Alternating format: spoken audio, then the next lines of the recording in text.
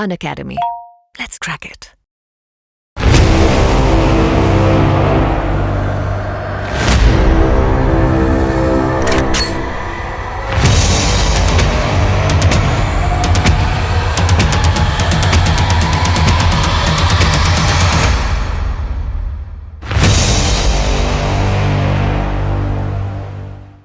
Sir मैं बिहार से हूँ और मेरा होम स्टेट बिहार है। तो मैं जब प्रिपरेशन स्टार्ट करा था मैंने तो बिहार के लिए कर रही थी और आसपास के जो नेबरिंग स्टेट है उसके लिए। लेकिन सर मेरा ऐसा कभी नहीं रहा है कि मुझे बस बिहार का एग्जाम देना है। तो एक मैं जानना चाहता हूँ कि आपने अपनी ये जो मेमोरी को रिकॉलिंग करने का जो तरीका रखा, इसमें ये आपका लिंकिंग टेक्निक क्या वर्क वाकई में करता है कि नहीं किया? आपके केस में कैसा एक्सपीरियंस है?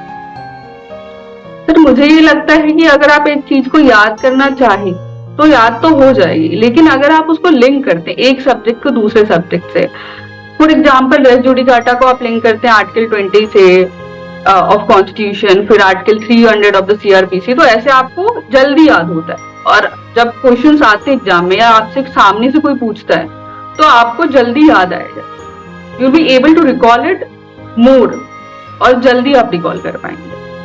तो मैं साथ में एलएलएम की कोर्स भी कर रही थी और जुडिशरी की प्रिपरेशन भी कर रही थी। सर वो ब्रेक तब आया जब मुझे ऑफलाइन क्लासेस के लिए यूनिवर्सिटी जानी पड़ी एलएलएम के लिए। तो जी सर, तो वो कोप अप करना थोड़ा मुश्किल हो गया था क्योंकि वहां पे सर 1 ईयर एलएलएम में बहुत ज्यादा हेक्टिक हो जाता है, एग्जॉस्टिंग हो जाता है कि टीचिंग असाइनमेंट्स रहते हैं, प्रोजेक्ट्स रहते हैं, डेजिटेशन रहता है, ऊपर से फ्लैग रिपोर्ट के साथ ये सब आपको सबमिट करना पड़ता है। तो हेलो नमस्कार, मैं हूं तंसुक पालीवाल लिंकिंग लॉस टीम की तरफ से। आज आपके बीच में एक ऐसा सेशन कंडक्ट करने जा रहा हूं जो कहीं न कहीं जब हम स्टूडेंट लाइफ के अंदर होते हैं ना, अब स्टूडेंट लाइफ से यहाँ पे मेरा मतलब अगर आप एलएलबी कर रहे हो, अगर आप जुडिशरी की तैयारी कर रहे हो, और या फिर लॉ के फील्ड के अंदर आप एक अपनी एक दूसरे बैकअप प्लान को डील कर रहे हो, तो इन तीनों ही स्टेज के अंदर ये आपके लिए सेशन बहुत यूजफुल होगा, ऐसा मेरा बिलीफ है। और शायद मेरे इस बिलीफ को आप जो है सर्टिफाई करेंगे इसी क्लास के इसी सेशन के एंड में। देखिए, उत्तर प्रदेश हमारे भारत के अंदर एक बहुत ही अलग स्टेटस होता है। यूपी कहा जाता है कि जुडिशरी की वैकेंसी जितनी यूपी के अंदर आती है शायद किसी और स्टेट के अंदर ऐसे नहीं आती है। लेकिन भैया सिलेक्शन का मामला बड़ा टफ है। 50,000 कैंडिडेट्स ने उत्तर प्रदेश जुडिशरी के अंदर अप्लाई किया था, 2022 की बात बता रहा हूं। और उन 50,000 में से अप्रोक्सीमेटली 300 प्लस कैंडिडेट जो है वो क्वालिफाई हो पाए थे। यानी कि रेशियो जो है 1% से भी कम सिलेक्शन रेशियो वो आपको यहाँ पे देखने को मिलता है। तो उस 1% से भी कम रेशियो के अंदर जो 300 प्लस कैंडिडेट सेलेक्ट हुए थे और उनमें टॉप 40 के अंदर अपना प्लेसमेंट करवाने वाले, अपना सिलेक्शन कराने वाले ऐसे ही एक कैंडिडेट आज हमारे बीच में है और उनका नाम है आभा रानी जी। और अब तो माफी चाहूंगा, मुझे नाम ये कहना पड़ेगा, सिविल जज लर्नेड आभा रानी जी, जो कि वर्तमान में यूपी पीसीएस स्टेट पोस्ट के लिए क्वालिफाई हो चुके हैं। और सौभाग्य है कि वो लिंकिंग लॉस टीम के साथ में जो है एक लर्नर के रूप में, एक एस्पिरेंट के रूप में जुड़े हुए रहे। और कहीं कहीं आज वो इसी उसी स्पिरिट से, उसी इंस्पिरेशन से जो उनको इंस्पायर किया करती थी, आज आपके बीच अपना एक्सपीरियंस शेयर करने वाला है। हेलो आभा रानी जी, कैसे हैं आप? Hello sir, good evening sir, thank you for inviting me और मुझे अपना अनुभव लोगों के साथ शेयर करने के लिए थैंक यू सो मच। आभा रानी जी, आपकी लाइफ जो है ना वो भी एकदम मतलब हाईवे पे चलने वाले ट्रक की तरह है। कई बार ऐसे मोड़ आए जो बड़े टर्निंग रहे, लेकिन कहते हैं ना कि एक इंसान जब अपना रास्ता नहीं छोड़ता है तो मंजिल आखिर हार कर उसके सामने प्रकट हो ही जाती है। जहां तक मैं आपको आपके बारे में जानता हूं तो एलएलबी के साथ में ही आपने अपनी लाइफ को बिल्कुल प्रैक्टिकल लेके चले थे। आप जीवन के अंदर बैकअप प्लान में बिलीव भी करते हैं, इसीलिए आपने उस स्ट्रेटजी को भी साथ साथ में रखा। प्लस आप अदर स्टेट के जुडिशियल एग्जाम को भी नहीं छोड़ते थे, उनका भी एग्जाम आप फाइट किया करते थे, है ना? तो अब इसके पीछे क्या मंशा रही थी और क्या दूसरे स्टूडेंट को भी इसको फॉलो करना चाहिए कि नहीं करना चाहिए, ये सब कुछ मैं आपसे जानना चाहता हूँ one by one.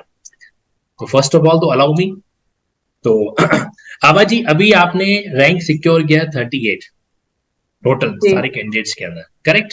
Ji sir. Interview, mains exam और प्रीलिम्स, ये 3 स्टेज होती है। पहले प्रीलिम्स होता है, फिर मेंस होता है, फिर इंटरव्यू होता है। तो मैं सबसे एंड वाली स्टेज के बारे में सबसे पहले बात करना चाहता हूँ। जिस दिन आपका इंटरव्यू था उस दिन आप मॉर्निंग कितने बजे पहुंचे थे वहां पे? प्रयागराज में हुए थे सर आपके सारे मेरा इंटरव्यू? सर मेरा आफ्टरनून सेशन था, 2 बजे के बाद वाला। हम्म, सर मैं 1:30 बजे पहुंच गई थी वहां पे। हम्म, और मेरा पहला इंटरव्यू था और मैं बहुत ज्यादा नर्वस थी। और लेकिन मुझे ऐसा लगता है कि यूपी पीसीएस, जो पीसीएस के मेंबर्स है, दे आर वेरी फ्रेंडली। उन्होंने मतलब एक बार भी ऐसा दिखाया नहीं कि you need to submit this, you need to submit that, ये प्रोसीजर करना है, ये टेक्निकलिटी करनी है। वो बहुत फ्रेंडली थे। अगर मेरा कुछ नहीं, मैंने कुछ लिखा है फॉर्म में, तो they help me with that. तो ओके। माहौल काफी अच्छा बना के रखा था उन्होंने। और सर इंटरव्यू बोर्ड में जब मैं उस रूम में एंटर करा मैंने, तो the first question they asked me कि आर यू नर्वस, कि आपका पहला इंटरव्यू है। And they asked me if I want to drink water और टेक टी। तो they first made me comfortable कि आप पहले आराम से बैठ जाओ, ऐसा कुछ नहीं है कि आप इंटरव्यू है तो गला कटने वाला है आपका, ऐसे कितने बोर्ड डिफिकल्ट क्वेश्चन मेंबर्स थे पूछने वाले हैं, आभा आप जी? परेशान करने वाले हैं। कितने बोर्ड मेंबर्स थे आपके इंटरव्यू में? फिर 4 बोर्ड मेंबर्स थे। One was PCS member, one was a university professor, another was high court जज ऑफ इलाहाबाद हाई कोर्ट। और कोई सर एक फीमेल? मेंबर कह रहा मैं नहीं जानता। राइट, कोई भी फीमेल मेंबर नहीं था वहां पे वो आपके आपके इंटरव्यू में?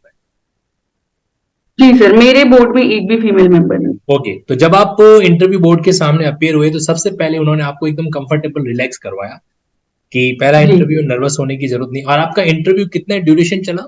कुछ हल्का फुल्का आइडिया है आपको उस समय का? जी सर, मुझे लगता है सर 10-12 मिनट से ज्यादा नहीं चला होगा। ओके, 10 to 12 10-12 मिनट्स का मिनट के इंटरव्यू लिए। का अपना ड्यूरेशन रहा। तो अब आभा जी, सवाल की लिस्ट किस तरीके से रही? मतलब रैपिड फायर चला था या आराम से एक मेंबर अपना सवाल पूछ रहा था, उसके बाद फिर दूसरा मेंबर, फिर तीसरा, या एक साथ इधर से सवाल भी आ रहा, रैपिड फायर आ रहा है वगैरह? उसका एक्सपीरियंस क्या रहा आपका? फिर रैपिड फायर जैसा कुछ नहीं था। One board member was asking, उसके बाद फिर वो दूसरे बोर्ड मेंबर को बोल रहे थे कि अब आप पूछ लीजिए। फिर तीसरे को बोल रहे थे अब आप पूछ लीजिए, आराम से क्वेश्चंस पूछे जा रहे थे। तो पहले बोर्ड मेंबर्स ने, he started with my educational qualifications कि आपने एलएलएम करा है, हम्म, फिर कब करा एलएलएम। फिर उन्होंने देखा कि मेरा कॉन्स्टिट्यूशनल लॉ में स्पेशलाइजेशन है, तो फिर उन्होंने कॉन्स्टिट्यूशन से क्वेश्चंस पूछे, बेसिक क्वेश्चंस, ऐसे डिफिकल्ट नहीं। उन्होंने पहला क्वेश्चन ये पूछा कि बताइए प्रियम्बल क्या होता है, आप कैसे डिफाइन करिएगा इसको। फिर पूछा कि प्रियम्बल पार्ट है या नहीं कॉन्स्टिट्यूशन का, आप कैसे कह सकते हैं कि पार्ट है कॉन्स्टिट्यूशन का। फिर मैंने एक्सप्लेन करना स्टार्ट करा। फिर मैंने केस का नाम लिया, फिर मैंने जवाहरलाल नेहरू बोला। तो he stop me there. Jawaharlal Nehru सुन के उन्होंने मुझे रोक दिया। फिर he asked question about Jawaharlal Nehru and constitution, की जवाहरलाल नेहरू ये बोलते हैं कि हमने अपना कॉन्स्टिट्यूशन खुद बनाया, तो आप बताइए कि मोर देन 50% हमने गवर्नमेंट ऑफ इंडिया एक्ट 1935 से क्यों लिया है, क्यों हमने अडॉप्ट किया है इतना ज्यादा। मैं बीच में आपको रोक रहा आपने हूँ आभा जी, लेकिन कहीं कहीं आप ही के आंसर में से एक पॉइंट पकड़ के उन्होंने अगला सवाल पूछ लिया। जी आपने सर। जैसे पंडित जवाहरलाल नेहरू का जिक्र किया प्रियम्बल के रेफरेंस में, कोई बात का रेफरेंस देते हुए, तो फिर पंडित जी जवाहरलाल नेहरू से अगला सवाल आपके सामने आ गया। मतलब जी कैंडिडेट्स को ये तैयार रहना चाहिए मेंटली कि भैया आप ही के आंसर में से अगला सवाल बन सकता है इंटरव्यू का। करेक्ट? जी सर। ओके, तो प्रियम्बल के बाद फिर और कौन सा सवाल रहा? फिर प्रियम्बल का ये कंप्लीट हो गया, गवर्नमेंट ऑफ इंडिया एक्ट वाला वाई क्वेश्चन। उसके बाद इन्होंने ये पूछा कि बताइए ड्राफ्टिंग कमेटी के चेयरमैन कौन थे।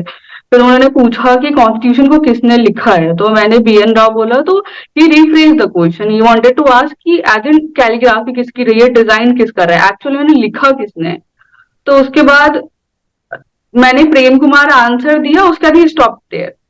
उसके बाद उन्होंने दूसरे मेंबर को बोला कि आप क्वेश्चन पूछिए। फिर दूसरे मेंबर ने मेरे से ये क्वेश्चन पूछा कि बताइए आपके फेवरेट सब्जेक्ट्स कौन है। तो मैंने एविडेंस और कॉन्स्टी बताया। तो ही आस्क्ड कि वाई कॉन्स्टिट्यूशनल लॉ, क्योंकि लोअर कोर्ट्स में तो आप प्रोसीजर डील करेंगे और लोकल लॉ डील करेंगे, तो आपका इंक्लिनेशन कॉन्स्टिट्यूशनल लॉ की तरफ क्यों है। तो मैंने उसका आंसर किया कि यार, कि मैंने 1 साल मेरे को कॉन्स्टिट्यूशन में इंटरेस्ट रहा स्टार्टिंग से, इसलिए मैंने अपना एलएलएम में स्पेशलाइजेशन भी कॉन्स्टिट्यूशनल लॉ लिया था। और कॉन्स्टिट्यूशन बेसिक है दूसरे लॉज के लिए, चाहे वो प्रोसीजर हो या लोकल लॉज। तो उसके बाद उन्होंने कोई क्वेश्चन नहीं पूछा। उसके बाद अनदर पैनलिस्ट आस्क्ड मी, उन्होंने ऐसे प्रैक्टिकल क्वेश्चन पूछे और ऐसे सिंपल क्वेश्चन पूछे, आईपीसी से 2-3 क्वेश्चन पूछे कि बताइए कि सबसे कम पनिशमेंट आईपीसी में कहाँ दी गई है और किस चीज की है। फिर एक उन्होंने डिस्क्रिप्शन दिया कि मान लीजिए आपके बैंक में इतने पैसे आ जाते हैं, गलती से किसी ने डाल दिया और आपने 1 लाख रुपए उसमें से यूज कर लिए, तो आपने कौन सा ऑफेंस किया है। फिर ऑफेंस मैंने बता दिया तो उसका सेक्शन पूछ लिया कि आईपीसी में प्रोविजन बता दी थे इसका। तो मैंने ऑफेंस तो बता दिया लेकिन सेक्शन मुझे याद नहीं आ पा रहा था, तो मैंने सॉरी बोल दिया कि सर मुझे याद नहीं है। उसके बाद जो पीसीएस के मेंबर थे वो बोल रहे थे उनको कि आप और क्वेश्चंस पूछिए, तो ही वॉज हाई कोर्ट जज, उन्होंने ऐसे बोला कि नहीं नहीं इन्होंने काफी सही आंसर किया है तो जरूरत नहीं है अब क्वेश्चंस पूछने की।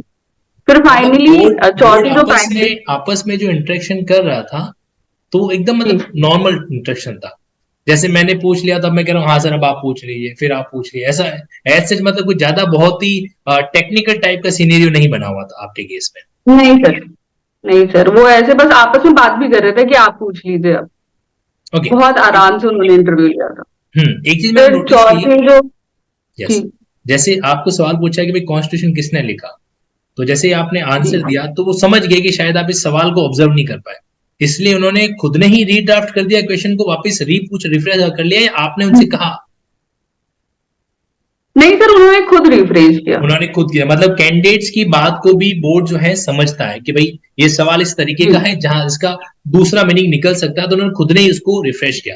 तो ये पॉइंट कैंडिडेट्स के लिए प्लस है कि अगर आपसे इंटरव्यू के अंदर कोई ऐसा सवाल आता है जो आप किसी कारण से टेक्निकली ऑब्जर्व नहीं कर पा रहे, तो कई बार बोर्ड भी आपकी मदद कर देता है, जैसा आपके केस में जो। ओके, और क्या सवाल रहे सर? फिर चौथे जो पैनलिस्ट थे उन्होंने ये पूछा कि आप जो आपने बीबीए एलएलबी करा है तो उसमें आप 50 से 60 सब्जेक्ट्स पढ़ते हैं, लेकिन आप लोअर कोर्ट्स में जाएंगे तो आपको प्रोसीजर और लोकल लॉ की जरूरत पड़ेगी, तो आप बताइए आप इतने सब्जेक्ट्स क्यों पढ़ते हैं। तो बहुत बेसिक क्वेश्चन था, तो आई सेड कि बेसिक जो प्रिंसिपल्स होते हैं लॉ के तो वो जानना जरूरी होता है एक लॉ स्टूडेंट के लिए, और आप लॉ को कैसे इंटरप्रेट करते हैं वो भी आप इतने सब्जेक्ट्स पढ़ेंगे तभी आपको पता चल पाएगा कि कौन से लॉ कैसे इंटरप्रेट होते हैं। तो उसके बाद उन्होंने पूछा कि आप ये बताइए कि आपने कॉन्स्टी से स्पेशलाइजेशन किया है, तो कॉन्स्टी पढ़ने के लिए कौन सा सब्जेक्ट जरूरी है। वैसे आपके सवाल का एक आंसर मैं ये देता, मैं भी ये जरूर देता, मैं कहता कि सर कई सारे कॉन्सेप्ट आपस में लिंक भी तो करते हैं, तो एक सब्जेक्ट में पढ़ा हुआ एक सब्जेक्ट में पढ़ा हुआ कॉन्सेप्ट कब कहाँ दूसरे के साथ लिंक हो जाए, इसलिए शायद हमको एलएलबी के तो इतने सारे सब्जेक्ट पढ़ा रहे हो। यस, फिर क्वेश्चन है कॉन्स्टी और जूरिस वाला तो लिंक वाला ही था कि आप कॉन्स्टी और जूरिस को कैसे लिंक करते हैं। फिर इन्होंने थ्योरी पूछ लिया कैसे लिंक करते हो। हाँ सर, इन्होंने डायरेक्टली एक थ्योरी पूछ ली कि बताइए जूरिस्प्रूडेंस की कौन सी वो थ्योरी है जो कहती है कि कॉन्स्टिट्यूशनल बेसिक है, एक नॉर्म है जो जिसके अकॉर्डिंग सारे अदर स्टैट्यूट्स और लॉ फॉलो करेंगे उस बेसिक प्रिंसिपल को। तो वो केल्सन की थ्योरी थी ग्रैंड नॉर्म की, वो बता दिया। उसके बाद उन्होंने बोला कि आप जा सकते हैं। मतलब ये आपका पूरा बैक टू बैक सिनेरियो रहा। जी सर। अच्छा, एक बात बताएं, इंटरव्यू के दौरान इंसान की सबसे बड़ी क्या कहते हैं एग्जामिनेशन ये होता है कि वो रिकॉल कर पाता है कि नहीं कर पाता है। तो एक मैं जानना चाहता हूं कि आपने अपनी ये जो मेमोरी को रिकॉलिंग करने का जो तरीका रखा, इसमें ये आपका लिंकिंग टेक्निक क्या वर्क वाकई में करता है कि नहीं किया? आपके केस में कैसा एक्सपीरियंस है? सर मुझे ये लगता है कि अगर आप एक चीज को याद करना चाहें तो याद तो हो जाएगी, लेकिन अगर आप उसको लिंक करते हैं एक सब्जेक्ट को दूसरे सब्जेक्ट से, फॉर एग्जाम्पल रेस जुडिकाटा को आप लिंक करते हैं आर्टिकल 20 से ऑफ कॉन्स्टिट्यूशन, फिर आर्टिकल 300 ऑफ द सीआरपीसी, तो ऐसे आपको जल्दी याद होता है। और जब क्वेश्चंस आते हैं एग्जाम में या आपसे सामने से कोई पूछता है तो आपको जल्दी याद आएगा, you will be able to recall it more, और जल्दी आप रिकॉल कर पाएंगे। तो मतलब आप ये कह सकते हैं कि भाई कैंडिडेट्स को लिंकिंग वाला टेक्निक थोड़ा इस्तेमाल करना चाहिए अगर उसको रिकॉलिंग कैपेसिटी को थोड़ा अच्छा इफेक्टिव बनाना है। Can we say that? जी सर, मुझे लगता है ये प्री, मेंस और इंटरव्यू सब में हेल्प करता है, क्योंकि pre is all about provisions. Bare act तो आपको ऐसे ही याद तो ऐसे ही करना होगा, आपको लर्न ऐसे ही करना होगा। फिर मेंस में अगर आप प्रोविजंस लिखते हैं तो it gives you more marks, वो दिखाता है कि आपको ज्यादा आता है अगर आप प्रोविजंस क्लियरली लिखते हैं तो। या फिर केस लॉज आप लिखते हैं तो। और इंटरव्यू में तो सर अगर सामने से कोई पूछ रहा है तो आपको अच्छे से याद होना चाहिए सब कुछ, आभा या जी, आप एक बार पूछ लो तुरंत बता पाए। मैं आपका हिस्ट्री देख पा रहा हूँ। आपने सितंबर 2021 में ये अपना जी अनअकैडमी लिंकिंग लॉ ज्वाइन कर लिया था, ठीक है। फिर उसके बाद आप कंटिन्यू चले, फिर एक ब्रेक आ गया, एक लंबा ब्रेक आ गया था। मतलब आप क्या तैयारी से हट चुके थे या क्या हो गया था? सर, जब मैंने एलएलबी कंप्लीट करा था 2021 में, उसके बाद मैंने एलएलएम मतलब स्टार्ट कर दिया सितंबर था 21 से अगस्त आप में। जो है वो अनअकैडमी आप रेगुलर क्लास ले रहे थे, करेक्ट जी सर। है ना? जी सर। हम्म सर, जब मैं एलएलएम कर रही थी तो मेरे ऑनलाइन क्लासेस चल रहे थे, हम्म तो मैंने सोचा अनअकैडमी से सब्सक्रिप्शन ले लेती हूँ और साथ में पढ़ती रहूँ। हम्म तो सर सितंबर 2021 से मैं अनअकैडमी के साथ एसोसिएटेड हूँ। तो मैं ओके। साथ में एलएलएम की कोर्स भी कर रही थी और जुडिशरी की प्रिपरेशन भी कर रही थी। सर, वो ब्रेक तब आया जब मुझे ऑफलाइन क्लासेस के लिए यूनिवर्सिटी जानी पड़ी एलएलएम के एलएलएम लिए। के लिए। तो जी सर, तो वो कोप अप करना थोड़ा मुश्किल हो गया था, क्योंकि वहां पे सर 1 ईयर एलएलएम में बहुत ज्यादा हेक्टिक हो जाता है, एग्जॉस्टिंग हो जाता है कि टीचिंग असाइनमेंट्स रहते हैं, प्रोजेक्ट्स रहते हैं, डेजिटेशन रहता है, ऊपर से प्लैग रिपोर्ट के साथ ये सब आपको सबमिट करना पड़ता है, प्रेजेंटेशंस बहुत ज्यादा होते हैं। तो सर मैंने छोड़ दी थी जुडिशरी की प्रिपरेशन उस टाइम पे, 6 महीने मैं बोलूंगी। उसके बाद फिर फाइनली जब मेरा एलएलएम कंप्लीट हुआ अगस्त 2022 में, तो उसके बाद मैं कंटिन्यूअसली अनअकैडमी पे क्लासेस करी है मैंने। बेसिकली प्रोसीजर की क्लासेस ज्यादा करी हैं और मॉक्स बहुत लिए हैं मैंने, और प्रीलिम्स में तो मॉक्स ही मेरे को हेल्प किया देखिए है। मतलब कहीं की एलएलएम आपका 1 ईयर था और वहां पे 1 ईयर का एलएलएम बहुत मतलब एक तरीके से हेक्टिक भी होता है, यस सर। क्योंकि इसके अंदर आपको यस सर। रेगुलेशन करना होता है। एक बात मुझे सजेस्ट जी करें, सर। आपको क्या लगता है कि कैंडिडेट्स को एलएलएम 1 ईयर या एलएलएम 2 ईयर, किसको प्रेफरेंस? आपने भी तो कंपैरिजन किया होगा एलएलएम चूज करते हुए। Yes sir. सर, मेरी फर्स्ट प्रायोरिटी थी कि एनएलयू से एलएलएम करना है, क्योंकि सर राइट। मेरा एलएलबी भी एनएलयू से रहा है। तो मेरा जो एक्सपीरियंस रहा है, और एनएलयू में सर 1 ईयर एलएलएम होता है और 2 ईयर एलएलएम भी होता है, जैसे डीयू में हो गया, इलाहाबाद यूनिवर्सिटी में हो गया। तो ऐसा नहीं है कि 2 ईयर एलएलएम जो भी है वो एक खराब कोर्स है या फिर आप उसको सेकंड प्रायोरिटी देंगे। लेकिन सर मेरा फर्स्ट प्रायोरिटी जुडिशरी था, तो मुझे एलएलएम जल्दी कंप्लीट करना था। तो सर मैंने एनएलयू चूज किया कि मुझे 1 साल में डिग्री भी मिल रही है और मुझे एक अच्छा एक्सपीरियंस भी मिलेगा। ये तो सवाल पूछने कंसिडरिंग के दैट पीछे फैक्ट। ये सवाल पूछने के पीछे मैं आपको अपनी मेन श्रेया बता देता हूँ कि मेरी क्या मेन श्रेया थी यहाँ पर। कहीं भी क्या होता है कि एलएलबी एलएलएम आप 2 ईयर्स का करते हो, तो वहां पे जो भी आपका डेजिटेशन सबमिट करना होता है वो डिवाइड हो जाता है 2 सालों के अंदर। तो थोड़ा सा जी वो जी हैक्टिक कम रहता है कंपेरेटिवली। अब कुछ क्राइटेरिया है, वो तो आपको चाहे 1 ईयर हो या 2 ईयर पूरा तो करना ही पड़ेगा। तो जब सेम जी क्राइटेरिया जो 2 साल में आप कर सकते हो, जब आपको 1 ईयर में करना होता है, तो कहीं कहीं आप वाली सिचुएशन क्रिएट हो जाती है और फिर हमको एक ब्रेक लेना पड़ जाता है ना? अकॉर्डिंग। जी चलिए, मैं अगले सवाल की ओर आगे बढ़ता हूं। दूसरा सवाल मेरा आपसे ये है आभा जी, कि आपने हरियाणा जुडिशरी का एग्जाम भी फाइट किया और आपने जी राजस्थान जुडिशरी का एग्जाम भी फाइट कर रखा है, और यूपी जी के अंदर ये आपका पहला अटेम्प्ट था जिसको आपने आराम से क्वालिफाई कर दिया, ठीक है। जी सर। हरियाणा और राजस्थान की जुडिशरी का एग्जाम देना क्या एक जुडिशरी एस्पिरेंट के लिए मतलब ठीक रहता है? जब वो यूपी की तैयारी कर रहा है तो वो क्यों गया हरियाणा, क्यों राजस्थान में जा रहा है? आपका क्या जी ओपिनियन है? सर। सर, मैं बिहार से हूँ और मेरा होम स्टेट बिहार है। तो मैं हम्म जब प्रिपरेशन स्टार्ट करा था मैंने तो बिहार के लिए कर रही थी और आसपास के जो नेबरिंग स्टेट है उसके लिए। लेकिन सर मेरा ऐसा कभी नहीं रहा है कि मुझे बस बिहार का एग्जाम देना है। जो स्टेट आ जा रहा था मैं उस स्टेट के एग्जाम की प्रिपरेशन के लिए लग जा रही थी। तो सबसे पहले हरियाणा आया जब मैंने एलएलबी पास किया, तो और उस टाइम मैं एलएलएम भी कर रही थी। हम्म राजस्थान और हरियाणा जब मैंने दिया था तो मैं एलएलएम भी कर रही थी। तो वो फोकस नहीं कर पा रही थी और मेरा ऐसा हो रहा था कि कुछ नंबर से छूट जा रहे थे। हम्म तो ऐसे फेलियर्स फेस किया है मैंने। उसके बाद मुझे लगा है कि ठीक है, एक बार फेलियर हो गया, 2 बार हो गया, कोई बात नहीं। जब दूसरे लोग उठ रहे हैं, क्योंकि मैंने अपने बहुत सारे सीनियर्स को देखा, वो बहुत तेज है, एकेडमिकली बहुत साउंड है, लेकिन उनका ऐसा हो रहा है कि वो इंटरव्यू में छट जा रहे हैं, एक नहीं, दो नहीं, 3 बार ऐसे निकल जा रहे हैं। तो मैंने देखा कि अगर वो फिर से स्टार्ट कर रहे हैं अपनी प्रिपरेशन की जर्नी, तो मैं भी कर सकती हूँ। ओके। तो बस यहाँ पे मैं वो थोड़ा एक सा इंस्पिरेशन था। राइट, मतलब कहीं की आपके लिए वो इंस्पिरेशन रहे कि जब वो लोग लाइफ में 3 बार 4 बार किसी कारण से हम्म, बैक फुट पे फिर भी वापस अपने को अपलिफ्ट कर रहे हैं, बाउंस बैक कर रहे हैं, जी तो व्हाई शुड नॉट आई? कहीं की आपके लिए एक जी इंस्पिरेशन भी बना रहा। बट मैं आपकी जी एक बात को अपडेट करना चाहता हूँ, अमेंड करना चाहता हूँ। जैसे आपने कहा कि फेलियर, मुझे नहीं लगता कि वो फेलियर थी आवाजी, शायद वो एक एक्सपीरियंस था हरियाणा का, राजस्थान का। क्योंकि यूपी का वैकेंसी देखो 2018 के बाद में आफ्टर 5 ईयर, 5 साल के गैप यस के बाद यूपी का वैकेंसी आया। और आपकी सबसे अच्छी बात है कि आपने पर्टिकुलर एक स्टेट की वैकेंसी का वेट करने की बजाय दूसरे स्टेट की जुडिशरी की वैकेंसी को फाइट किया, ताकि आपको एक अनुभव मिल सके, आपको कहीं की एक तरीके से एक लेवल मिल सके कि हाँ भाई जुडिशरी का एग्जाम इस तरीके से होता है।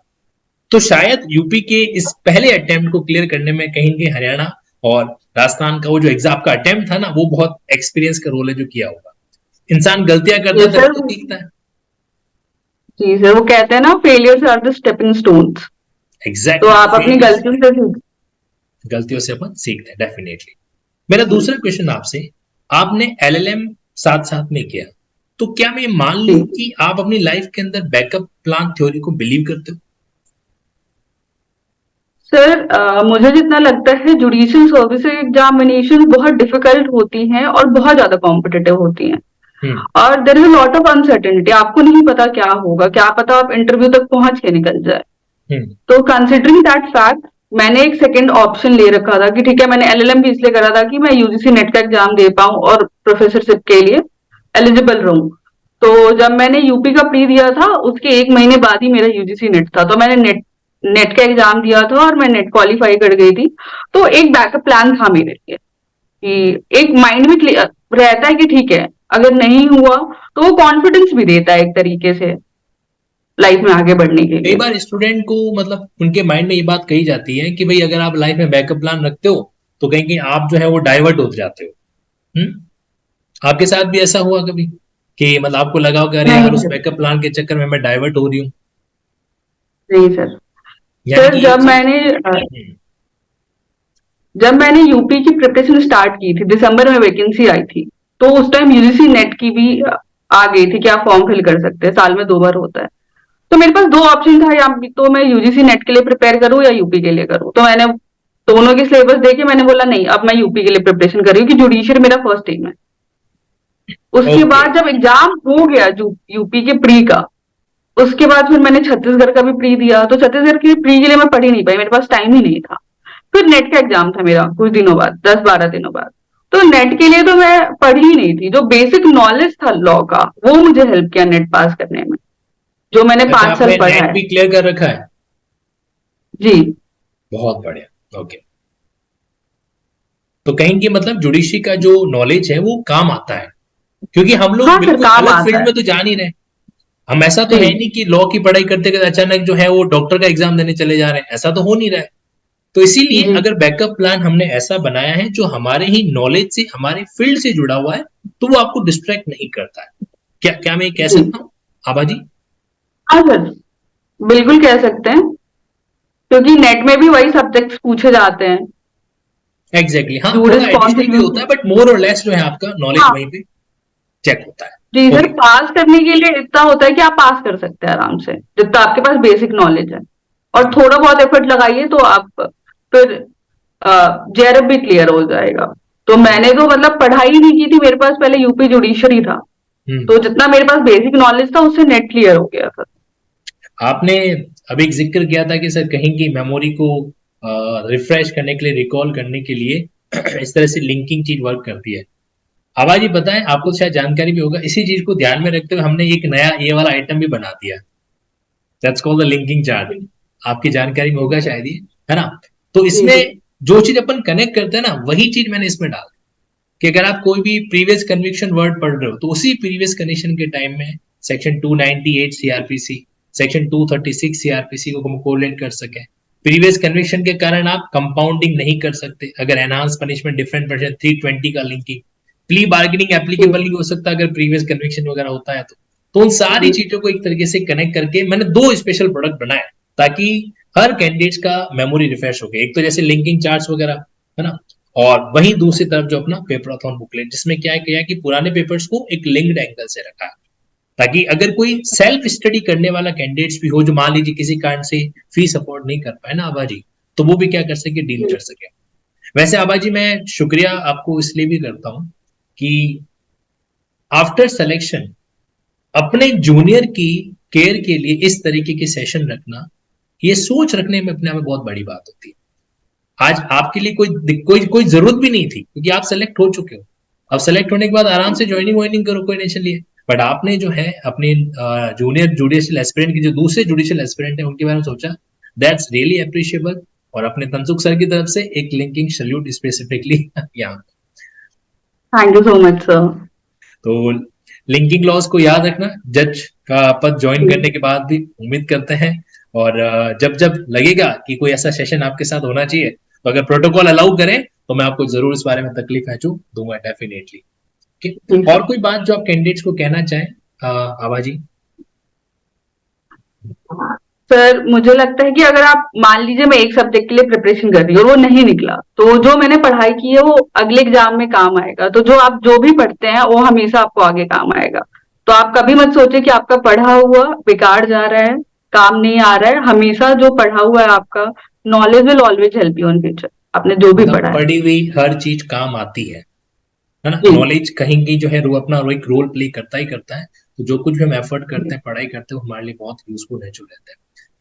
एक आखिरी बात बताएं आभा जी की जहां तक बात कोचिंग वगैरह की होती है, तो कई बार क्या है कि कुछ कैंडिडेट जैसे एलएलबी के अंदर जो है वो लास्ट टाइम के अंदर 1 वीक सीरीज से एलएलबी वगैरह कर लिया, तो उन कैंडिडेट्स के पर्सपेक्टिव से मतलब कहीं किया उनको कोचिंग कोचिंग थोड़ा करना चाहिए कि या फिर कॉम्पिटिटिव एग्जामिनेशन के अंदर अपने स्तर पर भी चीजों को डील करेंगे तो हो जाएगा? प्रैक्टिकल आंसरिंग मैं आपसे एक्सपेक्ट कर रहा सर मुझे लगता है स्टूडेंट पे डिपेंड करता है। जैसे मुझे कोचिंग की जरूरत प्रोसीजरल लॉ के लिए पड़ी थी, राइट, और कोचिंग मुझे मॉक्स में हेल्प किया था। और जो मतलब जो आसान सब्जेक्ट्स जो मुझे लगता है कॉन्ट्रैक्ट, मुस्लिम लॉ हो गया या कॉन्स्टी हो गया, तो वो सर मैंने खुद करा था और कॉलेज की पढ़ाई से हो गया था। तो एक तो ये स्टूडेंट के पे डिपेंड करता है कि उसकी कितनी कैपेबिलिटी है, वो सब्जेक्ट को कैसे इंटरप्रेट कर पा रहा है, खुद से कर पा रहा है या फिर उसको टीचर की जरूरत है। तो उसकी अगर उसको एक एजुकेटर की, एक मेंटर की जरूरत है तो बेशक कोचिंग ज्वाइन कर ले, और अगर नहीं जरूरत है तो खुद कर ले। और मुझे लगता है कि अगर आप प्रिपरेशन एलएलबी से ही स्टार्ट कर देते हैं तो आपकी जर्नी बहुत आसान हो जाती है। एग्जैक्टली। क्योंकि सर मैंने यस, अगर एलएलबी से ही हम अपनी पढ़ाई स्टार्ट कर देते हैं तो कहीं कहीं एक तो लोड कम रहता है, और जब इंसान एलएलबी कर रहा होता है ना वो थोड़ा टेंशन फ्री है। घर वाले भी उतना एकदम यूं प्रेशर नहीं डालेंगे बेटा अब क्या अब क्या। अब एलएलबी कर दी तो फिर फैमिली मेंबर्स की भी एक्सपेक्टेशन होती है कि भैया अब तो आप वकील बन चुके हो, अब आगे क्या, है ना। तो कहीं कहीं एलएलबी के साथ में पढ़ाई करना है। और अगर हम जैसा आवाजी ने बताया कि अगर आप खुद से कानून को इंटरप्रिटेशन कर रहे हो तो वेल एंड गुड थिंग, लेकिन मेरा यहाँ पर यह भी मानना है कि आप कोचिंग नहीं करनी है मत करें, लेकिन एलएलबी के दौरान अपने कॉलेज लेक्चरर से उन चीजों को पहलू को समझने की कोशिश जरूर करें। देखो कानून है, कानून बनता भी मुश्किल से है, कानून अमेंड भी मुश्किल से होता है, और कानून जो है दिमाग में समझाया भी मुश्किल से जाता है। इसीलिए हमें कहीं के कानूनी पहलू को थोड़ा अच्छे से ऑब्जर्व करने के लिए अगर किसी गुरु, अगर कॉलेज के प्रोफेसर की, अगर किसी सीनियर एडवोकेट्स की या अपने ही यूनिवर्सिटी सीनियर्स की सहायता लेनी पड़े, और या फिर लिंकिंग लॉस की सहायता लेनी पड़े, तो आप डेफिनेटली क्या है ले सकते हैं। Always welcome. Thank you so much Abha ji. और और अब तो आज के बाद हम आपको फिर अब स्टूडेंट नहीं कहेंगे, अब तो बोलेंगे हम जज साहिबा आभा जी, ज्यादा ठीक रहेगा, वरना कंटेम्प्ट के चार्जेस लगा दोगे। Thank you so much Abha ji, thank you so much, it's really great session and hoping a great thing ahead. Thank you so much. Thank you so much.